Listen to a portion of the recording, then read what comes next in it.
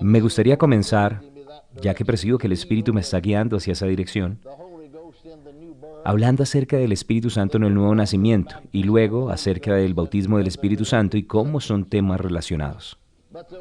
Pero la palabra de Dios sugiere una obra dual del Espíritu de Dios en aquellos que creen en el Señor Jesucristo. Por causa de esta obra dual, por supuesto, Dios espera un desarrollo doble en sus hijos llenos del Espíritu Santo. Ahora, la palabra de Dios nos dice, usted recuerda, y a Jesús hablando en Juan, en el capítulo 14, versos 16 y 17, Juan 14, 16 y 17. Y yo rogaré al Padre y os dará otro Consolador para que esté con vosotros para siempre, el Espíritu de verdad al cual el mundo no puede recibir porque no le ve ni le conoce. Pero vosotros le conocéis porque mora con vosotros y estará en vosotros. Y luego en Hechos 1:8 dice, pero recibiréis poder cuando haya venido sobre vosotros el Espíritu Santo, y me seréis testigos en Jerusalén, en toda Judea, en Samaria y hasta lo último de la tierra. Entonces, el Espíritu Santo adentro en nosotros es, por supuesto, una experiencia definitiva.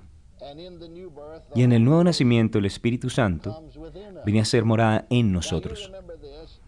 Ahora usted recuerda esto, que en el Evangelio de Juan, en el capítulo 20, versículo 22, y lo habíamos visto anoche, pero por beneficio de aquellos que no estaban con nosotros, queremos brevemente referirnos a estos versículos. Juan 20, 22 dice la Biblia, que Jesús, hablando con ellos, dice, habiendo dicho esto, sopló y les dijo, recibid el Espíritu Santo. Verá, la Biblia también nos dice en Lucas capítulo 24, versículo 45, entonces les abrió el entendimiento para que comprendiesen las Escrituras. Verá, esto fue hecho antes del derramamiento del Espíritu Santo en el día de Pentecostés y después de la resurrección. Que algo les fue transferido o traspasado, podríamos decirlo mejor. Fue puesto entre los discípulos cuando Jesús sopló sobre ellos y les dijo, recibid el Espíritu Santo. Es algo obvio. Y también aquellos dos que estaban en el camino de Maús, dice que les abrió el entendimiento, los ojos para que comprendieran las Escrituras. Ahora, hasta ese momento, eran un grupo que estaba confundido, que tenía de pronto temores, pero después de encontrarse con el Cristo resucitado, su condición fue cambiada. Incluso antes del día de Pentecostés, la palabra nos dice que estaban continuamente en el templo, alabando, bendiciendo a Dios. En Lucas, en el capítulo 24, versos 52, dice que después de haberle adorado, volvieron a Jerusalén con gran gozo y estaban siempre en el templo alabando y bendiciendo a Dios. Y todas esas cosas sucedieron por el Espíritu de Cristo que ahora estaba habitando adentro de ellos. Por supuesto, en adición a esta bendición, en Lucas 24, 49, el Señor les pide que no se vayan de Jerusalén, sino que esperen hasta que sean investidos de poder. Y podemos ver que hay una obra dual del Espíritu de Dios en la vida del creyente, o debería haberla. Y esta es la primera, es el nuevo nacimiento, la conversión, como la llamamos en algunas ocasiones, el nacer de nuevo, el recibir la remisión de nuestros pecados, el recibir la vida eterna, o simplemente el recibir a Cristo como Señor y Salvador. Sin embargo, hay una experiencia llamada el ser investido de poder. Y Jesús no dijo, quédense aquí en Jerusalén hasta que se conviertan. Él no dijo esto. Él no dijo, quédense en la ciudad de Jerusalén hasta que nazcan de nuevo. Sino que Él dijo, hasta que sean investidos de poder de lo alto. Como Lucas lo dice en Hechos, en el capítulo 1, versículo 8, recibiréis poder. Cuando haya venido el Espíritu Santo, cuando haya venido sobre vosotros, alabado sea Dios. No dijo adentro de vosotros, sino sobre vosotros. Y es bastante significativo que nosotros tengamos dos grupos de 9 en conexión con las obras del Espíritu. Y vamos a hablar acerca de esto más en detalle más adelante, pero quiero hacer la observación desde ahora. En el primer grupo, que es mencionado en Gálatas en el capítulo 5, versículos 22 y 23, como las 9 manifestaciones del fruto del Espíritu, podría también llamarse el resultado de la obra interior del Espíritu. Mas el fruto del Espíritu es amor, gozo, paz, paciencia, benignidad, bondad, fe, mansedumbre, templanza. Contra tales cosas no hay ley. Pero también hay otro grupo de 9, y lo encontramos en 1 Corintios, en el capítulo 12, los versículos 7 al 11. Se nos enseña acerca de las manifestaciones del Espíritu, que es dada a cada hombre. Y allí también encontramos un grupo de 9. Observe cómo dice en 1 Corintios 12, versículos 7 al 11. Pero a cada uno les dada la manifestación del Espíritu para provecho, porque a este es dada por el Espíritu palabra de sabiduría, a otro palabra de ciencia según el mismo Espíritu, a otro fe, o como dice la versión amplificada, la fe especial por el mismo Espíritu, a otro dones de sanidades por el mismo Espíritu, a otro el hacer milagros, a otros profecía, a otro discernimiento de espíritus, a otro diversos géneros de lenguas, y a otro interpretación de lenguas. Pero todas estas cosas las hace uno y el mismo Espíritu, repartiendo a cada uno en particular como Él quiere. Entonces de esto podemos fácilmente concluir que tener al Espíritu habitando en nosotros es para dar fruto, y el derramamiento del Espíritu sobre nosotros es para el servicio. Alabado sea Dios. ¿Puedes decir amén? Ahora vemos. Quiero que me acompañe por un momento a una escritura que ya habíamos visto anoche. Por ejemplo, en el Evangelio de Juan, nosotros tenemos 2 referencias que se hacen con respecto al Espíritu Santo.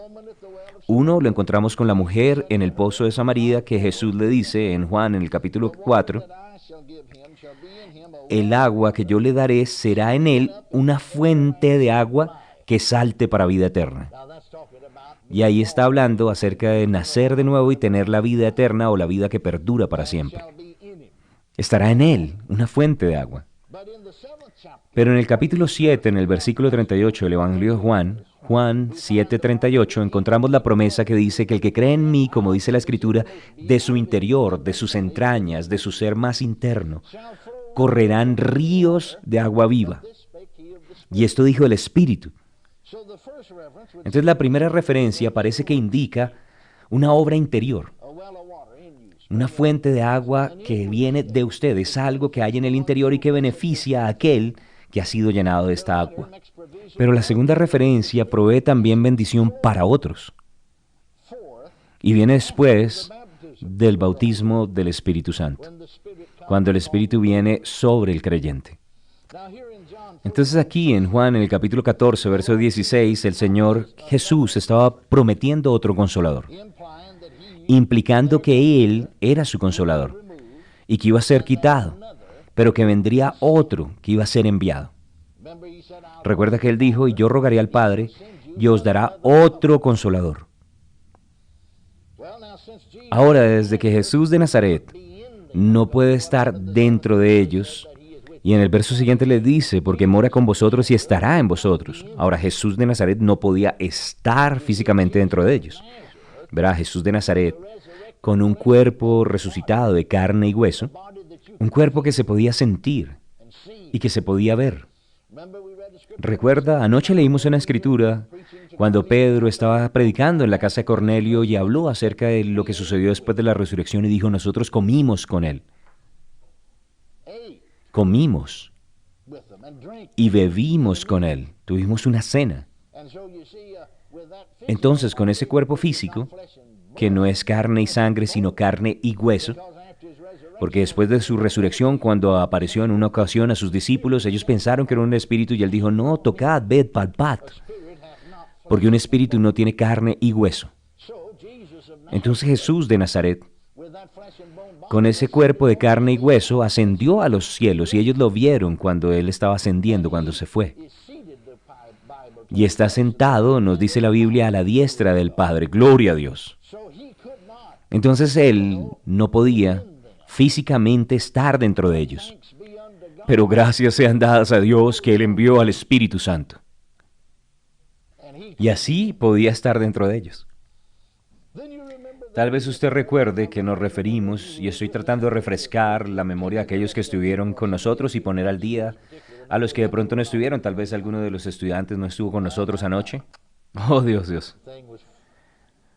Estaba mucha más gente anoche que en esta mañana. Yo veo algunas sillas vacías que no estaban así anoche. Bueno, en Ezequiel, en el capítulo 36, y voy a tratar de verlo rápidamente, no voy a profundizar mucho porque no tenemos tiempo, pero en Ezequiel 36, recuerda que Ezequiel profetizó, que Dios, por medio de Ezequiel, dijo, podríamos decirlo así, verso 25 en adelante, y dice: esparciré sobre vosotros agua limpia, y seréis limpiados de todas vuestras inmundicias, y de todos vuestros ídolos os limpiaré. Os daré corazón nuevo, y pondré espíritu nuevo dentro de vosotros, y quitaré de vuestra carne el corazón de piedra, y os daré un corazón de carne. Y ahora note esto: y pondré dentro de vosotros mi espíritu, y haré que andéis en mis estatutos, y guardéis mis preceptos, y los pongáis por obra. Ahora, por supuesto, nosotros sabemos que Ezequiel continúa diciendo que Israel habitaría en la tierra que Dios le dio a sus padres, y ellos serían su pueblo y Dios sería su Dios. Y claramente esto habla acerca de una bendición que está reservada para los judíos, y no queremos interpretarla de ninguna otra forma diferente. Sin embargo, también hay una aplicación práctica para nosotros los santos o la iglesia hoy en día. Recuerdan Hebreos, y no voy a tomarme el tiempo para leerlo, pero en Hebreos en el capítulo 8, versículo 10, y Hebreos capítulo 10, en el versículo 16, nos muestra que también pertenece a la iglesia, eso nos enseña. Pero hay tres cosas que hay incluidas allí en esta promesa de Ezequiel. La primera es que vamos a ser limpiados con agua limpia. O lo podríamos llamar también el lavamiento de la regeneración, que es mencionado en el capítulo 3 de la carta que Pablo le escribió a Tito. ¿Recuerda? En Tito, capítulo 3, versículo 5. Y no va a tomarme el tiempo para leerlo, si no estuvo, simplemente escríbalo y lo puede ver, y lo vamos a hablar más adelante. Pero también Jesús dijo algo en Juan, en el capítulo 15, versículo 3. Él dijo: ya vosotros estáis limpios por la palabra que os he hablado. Ahora, si usted conecta esto con lo que Pablo dice allí en Efesios, en el capítulo 5, versículo 26, recuerda lo que dijo en Juan 15, 3, ustedes están limpios por la palabra que les he hablado. Conéctelo con Efesios 5, 26, donde Pablo dice que Cristo purifica o lava a la iglesia por el lavamiento del agua por la palabra. Entonces aprendemos que aquel que se somete a la palabra de Dios para salvación, puede decirse que él fue lavado cuando le fue esparcido o rociada el agua limpia de la palabra. Aleluya. Ahora este versículo también, allí en Tito, capítulo 3, verso 5, dice que nos salvó no por obras de justicia que nosotros hubiéramos hecho, sino por el lavamiento de la regeneración y la renovación en el Espíritu Santo. Así lo decimos, gloria a Dios. Entonces, no solamente somos nacidos de nuevo, sino que ese lavamiento de pecados, y alguien puede decir: ay, pero yo pensé que eso venía por la sangre. Pero recuerde esto, que usted no sabría acerca de la sangre si usted no tuviera la palabra. ¿Es cierto o no? Es por causa de la palabra que usted conoce la sangre y la puede aplicar. Es la palabra de Dios que nos cuenta acerca de cómo Él nos limpia de todo pecado con su preciosa sangre. Amén. Entonces podemos entender y ver el lavamiento del agua por la palabra. Aleluya. Y necesitamos darnos cuenta que, por supuesto, ese lavamiento de pecados viene por medio de la sangre, pero es a través de la palabra que lo entendemos. Y cuando esto sucede, Dios inmediatamente hace una obra de regeneración. Y necesitamos entender que Dios también, y voy a mostrarle un poco más adelante esto, que Dios también quiere que nosotros no solamente seamos regenerados, nacidos de nuevo, sino que seamos santificados. Aleluya. ¿Me está escuchando? Ahora, esto es posible cuando uno permanece en la palabra, y ella se convierte en el agua con el cual el creyente es esparcido, rociado, y de esa manera se mantiene limpio. que pueda caminar de una forma aceptable, en acuerdo con el Santo, que gracias a Dios con tanta misericordia nos ha salvado. Ahora, la segunda cosa en la promesa de Ezequiel es, todavía no se ha acabado la clase, ¿no? En Ezequiel, la segunda parte de la promesa es que la naturaleza espiritual es cambiada, que vamos a recibir un nuevo corazón y un nuevo espíritu, dijo el Señor. Yo les daré, dijo el Señor. Por naturaleza, más o menos, el hombre es egoísta. Es descrito como un corazón de piedra. Pero cuando Dios cambia al creyente, ese corazón de piedra se hace un corazón de carne. Y ahora tiene compasión con las otras personas alrededor. Ahora Dios también ofrece poner su espíritu en nosotros. Alabado sea Dios. Bueno, por supuesto, cuando eso sucede, Él dice, y pondré entre vosotros mi espíritu y haré que andéis en mis estatutos y que guardéis mis preceptos. Alabado sea el Señor, aleluya. En otras palabras, el Espíritu Santo va a hacer lo que Jesús dijo, nos va a guiar a toda la verdad, aleluya. Entonces Jesús debía tener esto en su mente. Esa profecía del Antiguo Testamento, lo que ella declara, cuando Él prometió este Consolador y dijo, Él estará en ustedes. Él va a estar en ustedes. Y me gustaría decirlo nuevamente, que Juan hace referencia a esa misma experiencia. En el capítulo 20, Juan capítulo 20, cuando dice en el versículo 22 que Jesús sopló sobre ellos diciendo, recibid el Espíritu Santo. Y hay algo que usted necesita ver claramente, porque en las mayorías de enseñanzas que vemos en la iglesia y en muchas ocasiones nosotros como ministros jóvenes recibimos algo que escuchamos de alguien y lo repetimos como si fuera cualquier cosa y debemos ser cuidadosos con esto. Muchos dicen, la iglesia comenzó en Pentecostés o en Hechos 2, pero la iglesia no comenzó en Hechos 2. ¿Me está escuchando? La iglesia comienza ahí. En Juan 20, cuando Él sopló y dijo, recibid el Espíritu Santo. ¿Recibieron o no recibieron el Espíritu Santo? ¿Puede verlo? Entonces, evidentemente algo fue hecho, se logró cuando Jesús sopló y les dijo, recibid el Espíritu Santo. Porque ellos fueron transformados, como dije, de estar confundidos y de pronto dubitativos, en convertirse en hombres y mujeres, conforme a lo que dice Lucas, con gran gozo, y que estaban continuamente en el templo, alabando y bendiciendo a Dios. Ahora, otra manera de referirse a la habitación del Espíritu o tenerlo en el interior es utilizando la expresión, el Espíritu de adopción. ¿Recuerda que Pablo hablaba acerca de esto?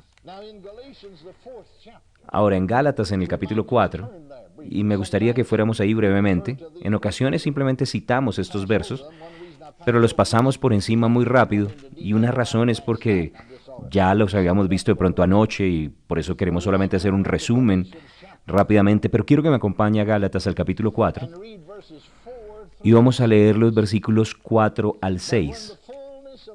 Pero cuando vino el cumplimiento del tiempo, Dios envió a su Hijo, nacido de mujer y nacido bajo la ley, para que redimiese a los que estaban bajo la ley, a fin de que recibiésemos la adopción de hijos. Y por cuanto sois hijos, Dios envió el Espíritu de su Hijo a vuestros corazones, el cual clama, Abba, Padre. Ahora recuerde lo que Jesús dijo. Él estará en ustedes. Aleluya. Él envió el Espíritu de su Hijo. Está hablando acerca del Espíritu de Dios. El Espíritu Santo. ¿Me está escuchando? Ahora bien, para aquellos que tenemos al Espíritu Santo en el interior, que tienen al Espíritu viviendo dentro de ellos, recuerde también que Él dice allí en Romanos, en el capítulo 8, y si quiere venir brevemente, acompáñeme allí. Recuerde que él dijo esto.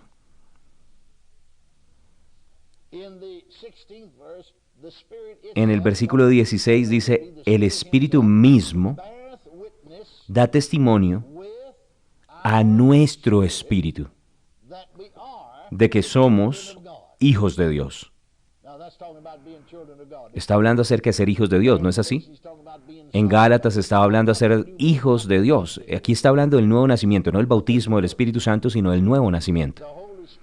El Espíritu Santo está en nuestros espíritus, dando testimonio a nuestros espíritus de que nosotros somos los hijos de Dios. Alabado sea Dios. Entonces, para aquellos que son habitados por el Espíritu, hay tres cosas que deben ser tenidas en cuenta. Número uno, una constante renovación del Espíritu es necesaria. Número dos, es importante caminar en el Espíritu para que Él nos pueda mantener informados de la manera en la que Dios quiere que vivamos. Y número tres, debemos aprender el caminar del Espíritu para que podamos seguir a Dios en todas las circunstancias que vienen en nuestro diario caminar con Él. Ahora me gustaría que miráramos estas. La primera de ellas, el ser renovado en el Espíritu. Para podernos beneficiar de la habitación del Espíritu en nosotros, de tener el Espíritu adentro, uno debe tener renovaciones de sus impulsos o estímulos. Ahora recuerde, y puede ir conmigo, a Efesios al capítulo 1, versículo 13, si es tan amable.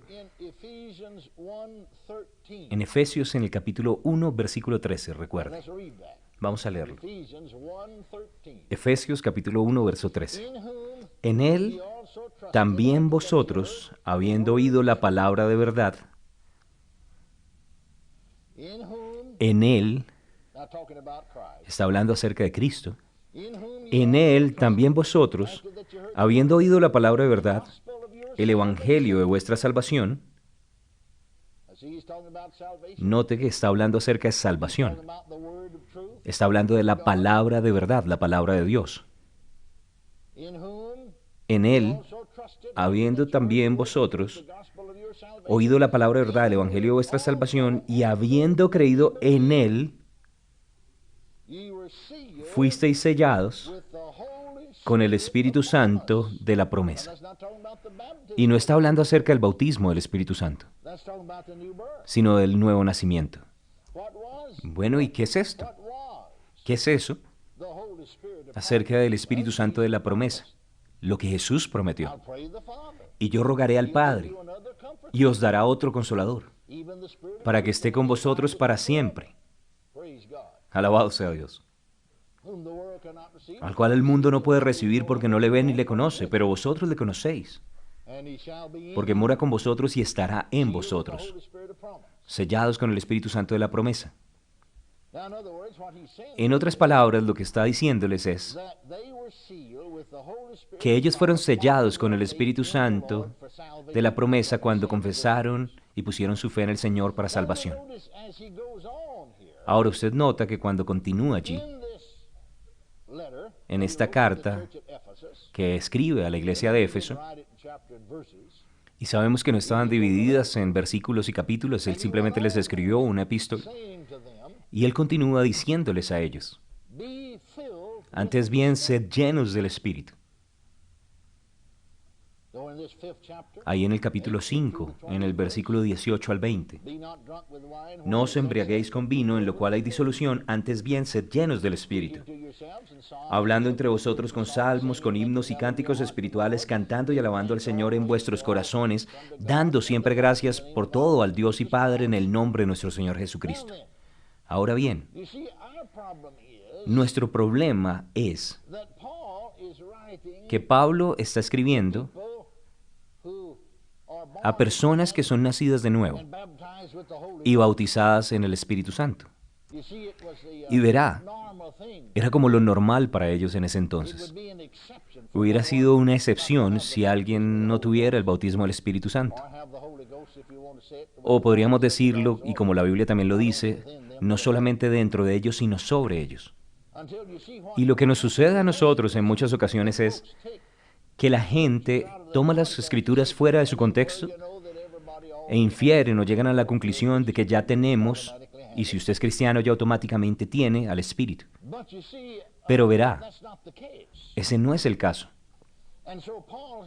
Entonces Pablo no solamente está hablando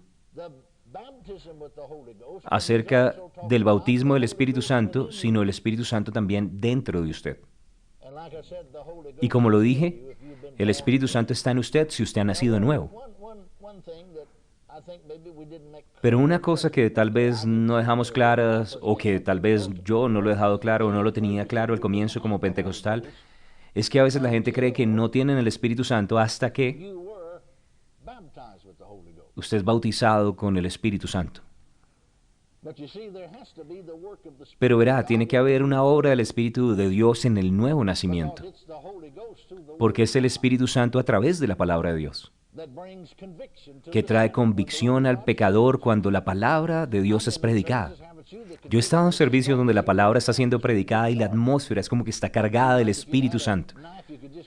Y uno, si tuviera un cuchillo y pudiera, cortaría como un pedazo del Espíritu y se lo podría llevar a casa. Era el Espíritu de Dios allí, a través de la palabra de Dios. Ahora, el Espíritu de Dios no hubiera podido traer convicción, porque usted entiende que el Espíritu y la palabra están en acuerdo, y el Espíritu no hubiera podido traer convicción a menos de que la palabra fuera predicada. Y cuando la palabra es predicada, el Espíritu de convicción está allí. ¿No es así? Y las personas además tienen una voluntad propia. La gente no está obligada a. Usted nunca ve en la Biblia que el Espíritu Santo fuerza o obliga a las personas a hacer algo. Vemos que el Espíritu Santo dirige o que el Espíritu Santo nos guía. Amén. El Espíritu Santo va a darle un impulso santo, pero no lo va a empezar a empujar. Es el diablo y sus demonios los que fuerzan a las personas, los obligan. Entonces las personas pueden responder y deberían responder a la guianza del Espíritu de Dios. Y estoy hablando también de los pecadores. Cuando ellos vienen al altar, hemos visto que nacen de nuevo. Ese mismo Espíritu que estaba allí a través de la palabra de Dios trayendo convicción, ahora, por causa que han recibido a Cristo como Salvador y le han reconocido como Señor, viene a ser morada en ellos. Y a través de la palabra de Dios, por la palabra de Dios, recrea sus espíritus. ¿Ve? Eso es lo que Dios dice. A través de la profecía de Ezequiel, esparciré agua limpia sobre ellos. No por obras de justicia que hubiéramos hecho, sino por causa de sus misericordias, por el agua de la regeneración, el lavamiento del Espíritu Santo. Aleluya. Y Él recrea nuestros espíritus. Y es allí que llegamos a ser una nueva persona, una nueva criatura en Cristo Jesús. Y Él imparte la vida eterna, su naturaleza, la vida de Dios en nuestro espíritu. Y da testimonio a nuestro espíritu de que somos hijos de Dios. ¿Me está escuchando ahora? Y de esta manera, necesitamos tener presente que Él desea también que seamos bautizados del Espíritu Santo. Sin embargo, el Espíritu en el interior es una experiencia real. Yo recuerdo cuando nací de nuevo. Ahora, si hubiéramos sido enseñados de forma correcta o hubiéramos conocido la Escritura de la manera correcta, yo creo que más fácilmente hubiera podido recibir inmediatamente. Y aprendemos por experiencia y creo que cuando la gente nace nuevo es la mejor oportunidad para que reciban el bautismo del Espíritu Santo. Porque el Espíritu Santo, ¿sabe? Vino a ser morada en mi interior. Yo sé exactamente cuándo vino a estar en mí. Cuando hizo una obra en mi interior. Sentí como si hubieran quitado 2 toneladas de mi pecho. Porque el hombre en el interior, que estaba cargado con el pecado, con la culpa de las malas acciones, verá, se hizo una nueva persona en Cristo. Gloria a Dios. Y en el interior, y esta es una de las razones por las cuales ya no estuve nunca más preocupado. Cuando me reunía con todo tipo de personas de diferentes denominaciones religiosas diciendo, si no perteneces a nuestra iglesia no eres parte de la familia. Pero yo ya era parte de la familia antes de enterarme que tenían una iglesia. Gloria a Dios. Y algunos decían, tienes que hacer esto. Pero yo sabía cuándo sucedía. Mi naturaleza espiritual fue cambiada inmediatamente, mi naturaleza fue transformada. Y en el interior, inmediatamente las cosas que antes amaba, ahora las odiaba, y las que odiaba, ahora las amaba. Alabado sea Dios. Verá, uno de los primeros frutos del Espíritu recreado, el nuevo, es amor.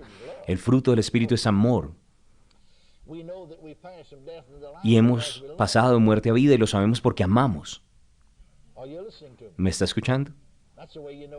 Esa es la forma en la que uno sabe que ha sido salvo. Alabado sea Dios. Entonces yo sé exactamente cuándo sucedió. Y no solamente el Espíritu Santo vino a ser morada dentro de mí primero, porque Él lo hizo y sé exactamente cuándo sucedió. Y supe aquí en el interior porque el Espíritu da testimonio a nuestro espíritu, sino que el Espíritu también vino sobre mí. Todo mi ser físico, así como mi espíritu, parecía como que estuviera inmerso. Bautizado quiere decir estar inmerso en el Espíritu Santo. Y varios años después, cuando ya estaba orando en lenguas, me di cuenta que si me hubieran enseñado o si hubiera sabido, hubiera podido orar en lenguas desde el comienzo. Amén. Hubiera podido orar en lenguas desde ese entonces, pero yo no sabía que se suponía que uno podía hacerlo. Entonces verá, yo no tenía la plenitud de esta experiencia, aunque estaba allí en parte. No tenía el desatar del Espíritu, por así decirlo.